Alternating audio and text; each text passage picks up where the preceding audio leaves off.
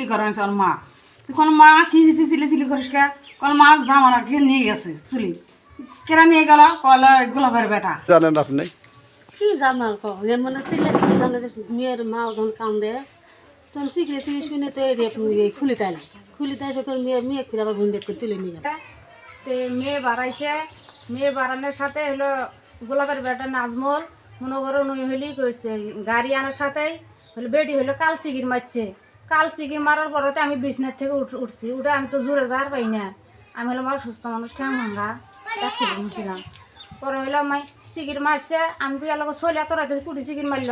ওরা আস্তে আস্তে যাইতে যাইতে দুইজন চলে হইলো গাড়ির করে উড়াই নিয়ে গেল।